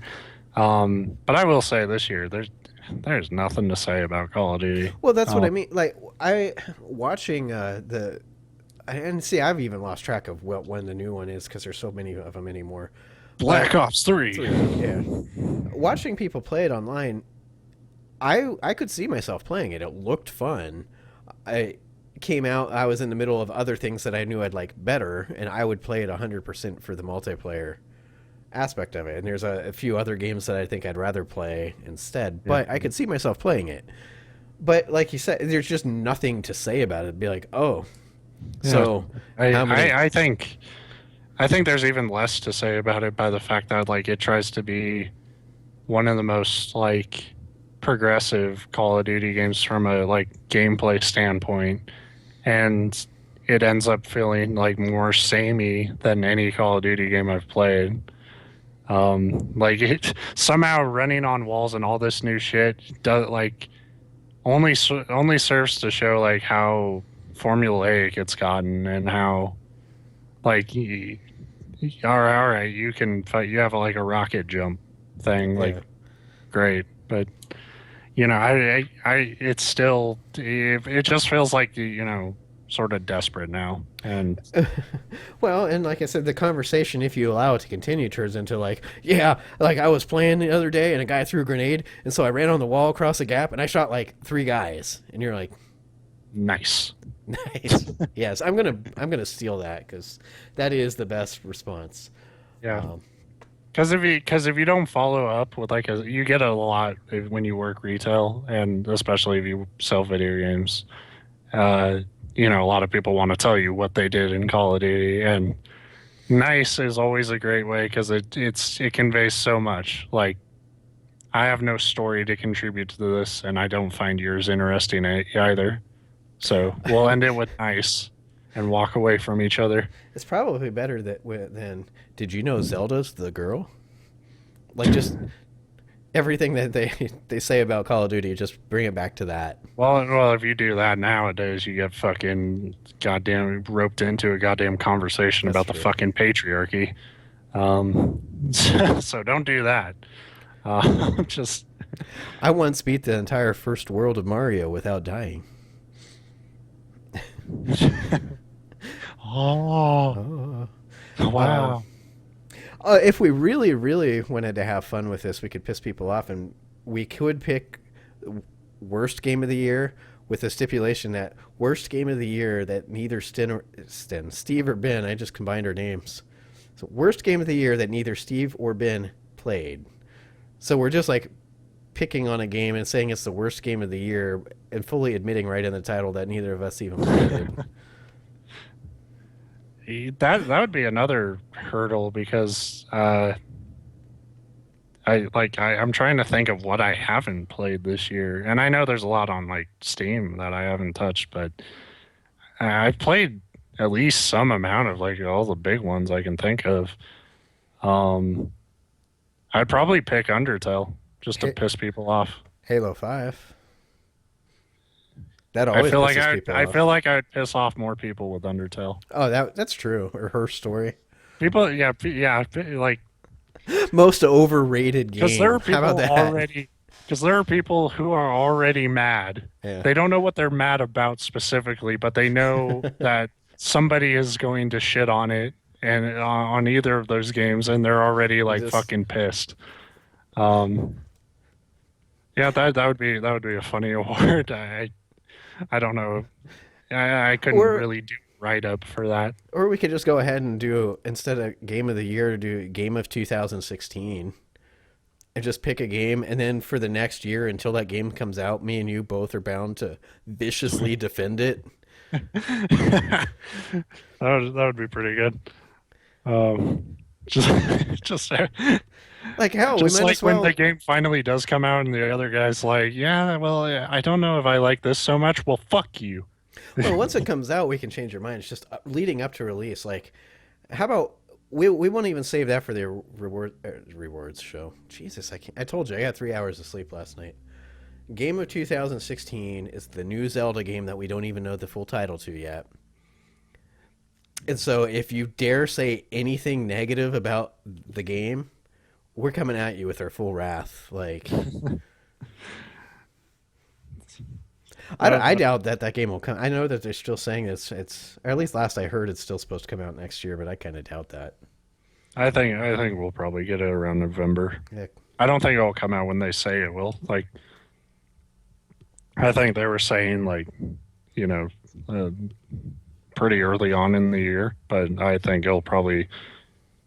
I think they have a trend now where the Zeldas typically come out near the holiday season. So I think they'll probably release Twilight Princess HD to tide people over for those few months, and then because they're almost ready to release their new console, but they've also been really steadfast that this game's coming out for the Wii U. So, Yeah, but that doesn't mean shit. It's just like Twilight Princess came out for GameCube and a Wii. but they Like, weren't steadfast about like they weren't saying like they are now. They're kind of like this is a Wii U game. Like with Twilight Princess, they're like you're still gonna get a GameCube release, but we're also gonna have dickheads wiggle their Wiimotes around. So yeah, we still don't even really know what the NX is, do we? Or did I just like miss all of that? no, we don't know anything about it. We'll probably see it at E3. Or is there anything before E3? Well, there's a PAX, but Yeah. Nintendo doesn't do anything there. Yeah. Well, but that's the thing with Nintendo is you can't even stick to the big You know, the big event schedule because they like to just be like, oh, by the way, next Tuesday at midnight Eastern time, we're gonna drop this big announcement. And the shit part of it is 9 times out of 10, it's like, yeah, here's a new character for Smash Brothers, and you're like, right? that's not a big announcement, It's this other Fire Emblem character you love. right? Um, It's Tom I, Nook with different pants. I'd love that if that was a special announcement. Is like Tom Nook was already in, and then they just added like different bands. And, well, this is Tom Um, Nook from Happy Home Designer, not Tom Nook from Animal Crossing. this is your shady landlord, Tom Nook. Um, all right, so I really I have so much on my list that I would love like a most disappointing game because there are a I lot of said games. most overrated, but well, disappointing is probably better because, Because disappointing doesn't necessarily imply that other people overrated it. Like, and it doesn't it, necessarily imply that it's bad. It just your yeah. expectations were here and it was down here. And again, you can see the tip of my fingers. There we go. You can't see crap, but I mean the people No, watching can see the tip of my finger. I need to zoom out so I can be more don't zoom out, emotive. man. You don't have to. No, you really don't want me using my hands to talk because my microphone's right here. You'll just hear me smacking at it. All right, But so I'll put that down. The biggest disappointment. does the fact that we're still contributing to Enjoy Stick count towards that? Like, can I nominate Well, that? The podcast. that'll be a lifetime award. Yeah. Um, man, biggest disappointment, my birth. Um, all right, best writing, best soundtrack, best multiplayer, best $20 I've spent. Dick move of the year, trends that need to stop, best toilet game, best artistic direction, biggest disappointment. Uh, trying to think. Um, I feel like we need one more like silly one at least. Hmm. I mean, I guess we're at 10 awards, so I mean, It's not silly, but I mean, we could do best like early access or beta. I'd rather not though. Just save yeah. those until they come out. Yeah, you don't get. You finish the job, soldier. Best Um, game to drink to could be one. yeah. Well, fuck, you and me could probably talk about that. All these awards have the like fucking caveat like when drunk. For me. Um, Best artistic direction. I really like the way that the game spun around a lot.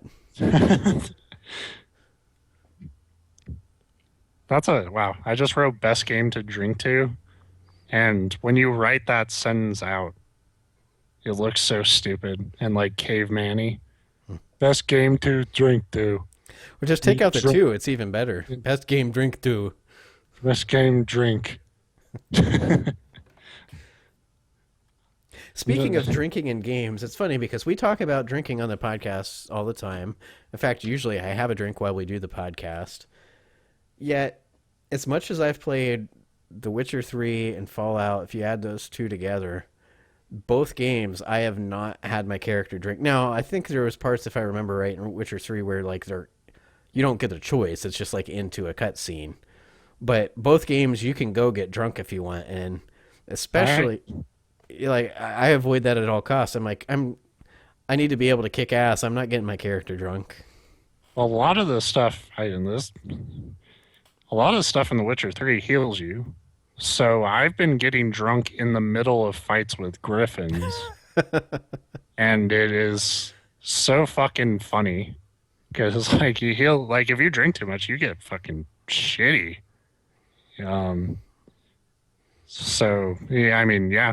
I just wrote down weird drunks, so that'll be the name of that award until we come up with something better. Yeah. So yeah, that's 1, 2, 3, 4, 5, 6, 7, 8, 9, 10, and game of the year. So that's 11 categories. It's five each, and then a big deliberation. And then a When I big say five fucking each, by the way, I don't mean that we each pick one and we dictate what the winner is. We each write up. Although that might it might skew more heavily towards Ben since he's played more than I have, but we'll see. not necessarily. It's more about like being like we're usually we've done this a few years now where like we don't yeah, I don't think there's ever been a point where we've been like stubborn with each other about it or anything. And I like normally I'm usually pretty good about being like there have been times where I've been disappointed that the game I picked out didn't like You're too much of a pushover. That's how we ended up with giving an award to Skyward Sword. did we? No, that was artistic. Wasn't that did we? What did we give it? I thought we gave it Best Adventure Game. Maybe not, because that was the same year as Elder Scrolls. I believe I still have the last awards we've done. I So believe I can fly. when did that come out? 2011. I don't know. I think so. That was the year of the Yeah, Elder Scrolls was skies. right. Well, I keep saying Elder Scrolls. The Skyward Sword, yeah. Um, and I know that Rayman was Origins won best artistic direction, best story, best action game was Arkham City. Uh, maybe these were just the ones I had to write because you probably had your own, but I don't see it on there.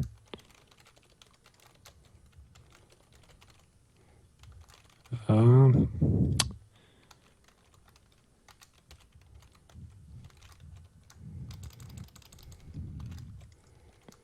this is riveting, I'm sure, for our audience.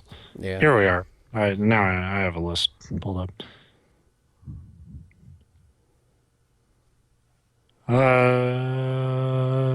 The only thing I'm seeing is that we nominated it for artistic direction, but it didn't win. Oh, I and think it was soundtrack. more you were just pissed about the score I gave it on the review.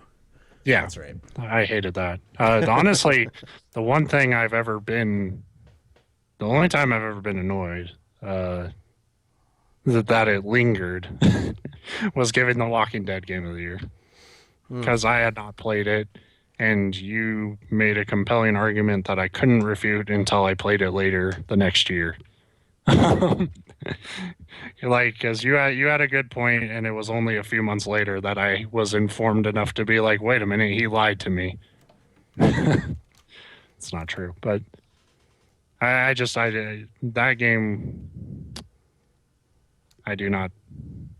I think in a year that also had like XCOM come out, it was a goddamn travesty that you were so wrong, Steve. That was a Shame. problem that year. There was a well, I guess it's a problem every year. There's a lot of. I really liked The Walking Dead the first season. And the kicker there, though, is that then they came out with the Wolf, and I thought, well, that showed that they could have done it a lot better. Right. Um, I don't know. XCOM was really good. I was trying to think what else. To be fair, I didn't play XCOM until the following year, also. So that was the thing. That was a pretty bad game of the year prep on my part because I hadn't played so much. Because I didn't have fucking money for it until the next year. So I don't even remember Now what you I got one of tried to those not. fancy job things, and Yeah, and now I'm like, my family is like, what do you? Is there anything you want for Christmas this year? Not really. If you want to renew my PS Plus, that would be cool. Like, but I don't really. I'm. It's kind of nice. It's kind of terrible. I have money to play shit, but I don't have time or energy to. Life is hard. it is. That I mean, that was one of the first like lessons I learned because I got my first job at 15, and it's like, great, I have money to do stuff. Then you're like, shit, I don't have time or energy to do stuff. Yeah. And then you look at your paychecks, you're like, hey, I don't even really have money. Like, Now it's all going away. right. Uh, So, yeah, but I think that's a pretty good setup, and we should, ask the people who have contributed if they want to maybe do their own thing, if they want to do anything at all, or if they want to fucking put their 2 cents in for what should be game of the year. We can always consider that. Um, Hell, they could come on the show if they wanted to. you But can. you got a fucking mic, fucking suit up. We have an open door policy here at Njoystick. It's don't leave the doors open or me and Ben will escape. Steve, chains broken, their freedom. Oh, we're about at our time limit, but one, I have to mention because your hat there. I was starting to think that the Eagles just sucked, but I think they're really master trolls. Like their whole season has been leading up so that they can be sucky enough that when they beat the Patriots, it's the most hilarious thing that could possibly happen.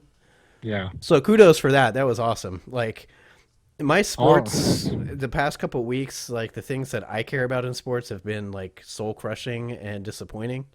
So yeah. for I'm still not convinced that the season isn't over, but the fact that the Eagles beat the Patriots is hilarious and also the biggest like I have to like eat crow moment because and I'm gonna do this. I'm gonna wait until after the holidays because it's expensive. But I have been telling people all season long, even when I thought the Eagles were going to be better than they are. Uh, I was saying the Eagles will not beat the Patriots. If they beat the Patriots, I will buy a Sam Bradford jersey. And and then they beat to, the, that's the reason they won. They're like, we got to fucking yeah, screw Ben over. He that doesn't have enough money for this shit. That's what's fucking annoying is that it wasn't even like Sam Bradford didn't even beat the Patriots. He played better than Tom Brady, but he didn't play well. He played good enough to not fucking lose the game for him. And I have to say, I love years like this. Like you said, the Eagles aren't out of the playoff race, which is hilarious.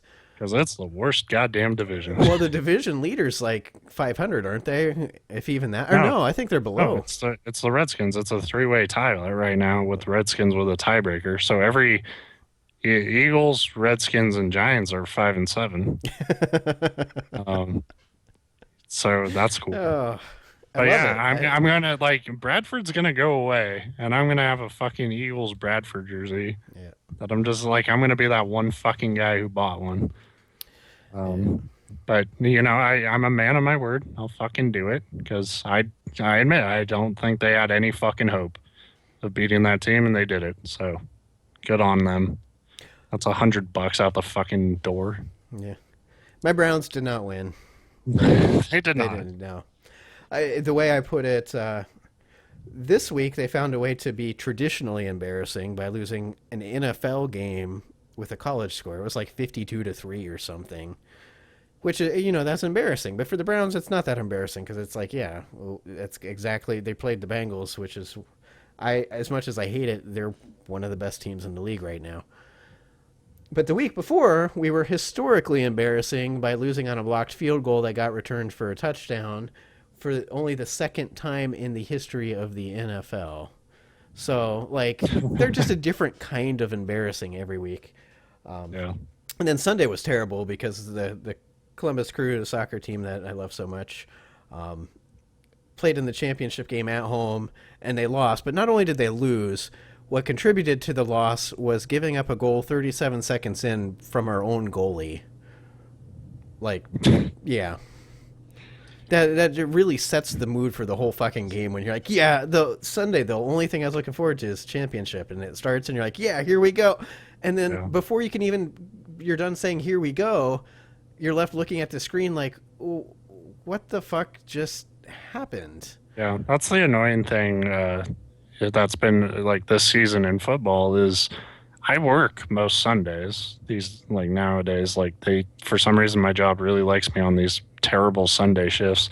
So I miss football a lot of the time. And every time I've gotten a Sunday off or I've gotten off early enough to watch the Eagles, they fucking play terribly. Like even as bad as they've been, they play especially bad when I'm watching. And it's like, all right, let's do this. Let's watch some fucking football. Let's see what happens. And then just 3-and-out punt, give up a touchdown, 3-and-out punt, give up a touchdown. It's like, and like you find yourself turning the fucking game off because it's like, God damn it, I don't. Yeah, this is sports were supposed to be fun. They haven't been for me. Then the last thing to touch on, just because I thought it was funny, I didn't realize they were making an Assassin's Creed movie. Like, when did that happen? It's been going on for a while. Like a lot of rumors, a lot of like this actress joined up for the movie and stuff, and like now we're getting to a point where it's like pretty close. So they probably haven't officially. Are the movies close, or is it still kind of rumored? Like they're going to announce. Well, I know it's not rumored because we've got photos from the set. So I mean, it's So like they're closer than most of these video game projects typically get. But yeah, they got Fassbender in his fucking costume and shit. I love that. One of the first terrible. Leaked photos included the giant fucking haystack. So it's like, well, at least they're going for authentic game experience. But is this an actual movie trailer? Or? I don't think there's a trailer for it. I don't know. Like I said, I didn't even know they were making the movie. If that's legit, I'm like way fucking behind. They're saying in theaters next December. So there might be like a teaser. That'll make up for, not having a new Star Wars next year like we do in a week. That will be interesting because like I know everybody I'm going to talk to is like, what'd you think of it? It was like, I haven't seen it yet. Because I'm not pre-ordering my fucking tickets. No, well, I said something about that because somebody was talking about it. The idea of pre-ordering or buying tickets for a movie that's not out yet is so foreign to me that even as excited as I am for Star Wars, I'm not going to do that. But then they were talking about it on, I think, a podcast I was listening to. The other thing is, even if I could have got, which I don't know, here I probably could have got release day tickets, I don't necessarily want to go to Star Wars on the midnight. I want to be able to enjoy the movie and not have a bunch of people like standing up and cheering and like waving lightsabers and shit. Like, I want to watch the fucking movie. Well, movie theaters aren't letting you bring lightsabers. Yeah. So I don't know if I talked about it on the show last week, but I noticed the sign last week when we went to the movies, and Because they were like, "Oh, we encourage you. Please dress up. That's great, but you can't wear face mask, face paint, this or that. Can't have toy guns. Can't have toy lightsabers. You can't have this. You can't." I'm like, so I Yeah. can dress up in my shirt and pants. Yeah, we did talk I about really that think that last was week. just a really convoluted way for them saying, "Please wear clothes when you come to this movie." Right. Yeah, I think like I can go to the movies when there are a lot of people there, but I There's a difference though I'm the type between a lot of people and people that are like actively cheering in the middle of the movie. Like that pisses. I don't want that. Like, yeah, Obi-Wan. Like it's not real. Like they're not right? really on And they stage. can't. Yeah, they can't hear you there. But I'm the type of person like I can go to a movie when there are like people there, but I'm the type of person who I like to wait a few weeks and then like get that weird like window where you like catch the movie and you're like one of like five people in the theater. We every movie we used to go to was like that, and now apparently it's the thing to do in our town. So no matter what shitty movie you pick to go see, it's packed. But Right. and then the other week we went and saw The Night Before. I don't know if you're familiar with that. It's the Seth Rogen, Yeah. whatever. And it's funny. I Yeah. mean, My friend watched it. Said it. I liked it. I mean, it's your typical teen drug like whatever comedy. I mean, it's all 100% about drugs or sex. And there was a group of people there. There was a handful of adults, but they had five kids like under the age of 8 with them. And it's like, really? Like, this is the movie you're going to take your kids to? Okay. Yeah.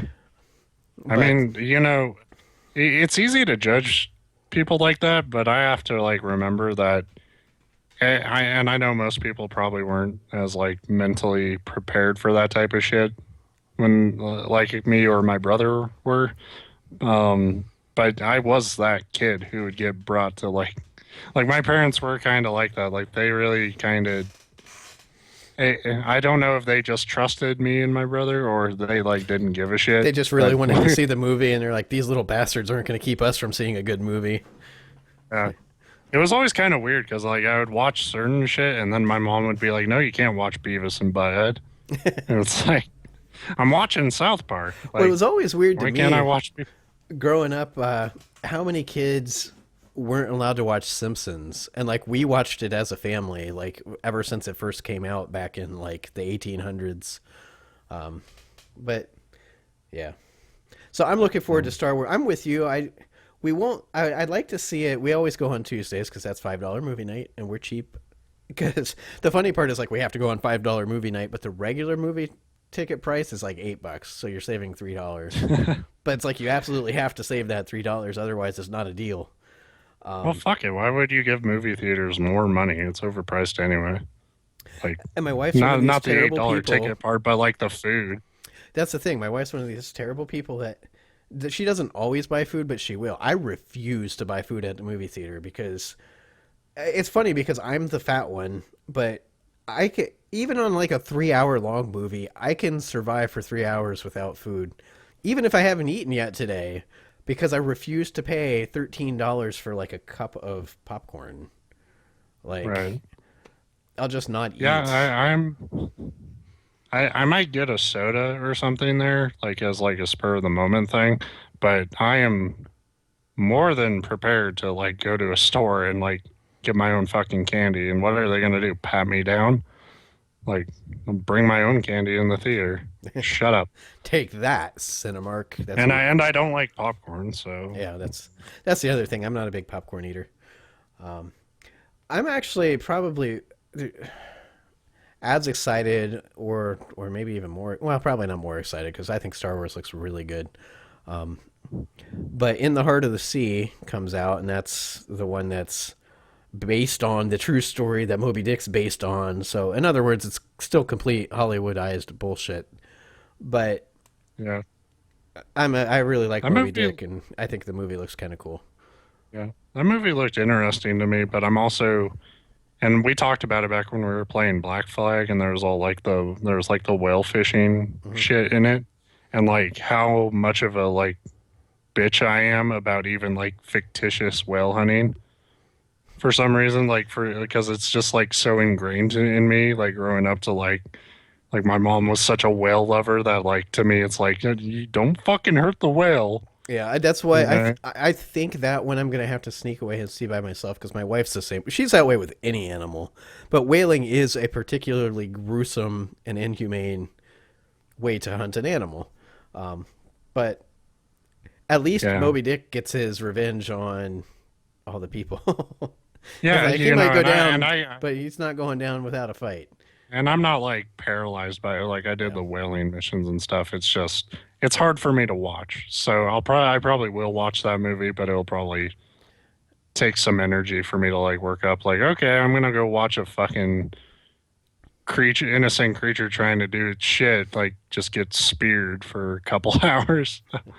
um So there's that one, and then I mentioned it on the show a couple weeks ago, but the Revenant. If you've seen any of that, it I know I have. I just it don't looks really remember. cool. And I forget the actors in it right now, but it's basically like this, I guess ex Civil War soldiers, or maybe during the Civil War, but heading out west more in that like expedition and exploration period in our history. And the guys that they're with like kill the one guy to kidnap his daughter or wife or whatever it is, but he doesn't actually die, and it's all about him like hunting them down, like to get revenge or whatever. And but it just looks really good, and I think it's out now, but I know I've at least seen reviews of it now, and they've been very positive, so I'm really excited for it. It looks pretty badass as well. Yeah. So So that's movie movies. talk with enjoyfilm.com. Uh, check out our affiliate site, enjoystick.com. Let's Uh, all go to the website. Let's all go to the. Oh, sorry. yeah. God damn it. And now our plug is ruined. Um, Yeah, my dog's like coming up to me like, please stop. I'm sure my dog would do that too, but she's in her fucking kennel because she can't behave. Um, she, she's not actually by me. I don't yell at my dog like that. Uh, as far as you know, not on public. Yeah, enjoystick.com where stuff happens sometimes. I don't know. Uh, you're probably watching this on Twitch. If you're not watching this on Twitch, it's at twitch.tv/enjoystick. You can find Steve at Phaser3D on Twitter. You can find me at BP Matlock on Twitter, and you can find the official feed for the site where everything we do goes up and you're notified at Enjoystick on Twitter. Fuck off. I'm I going like that I home. can make all these faces now and you can't see me doing it. Yeah, that's great. That's real fair.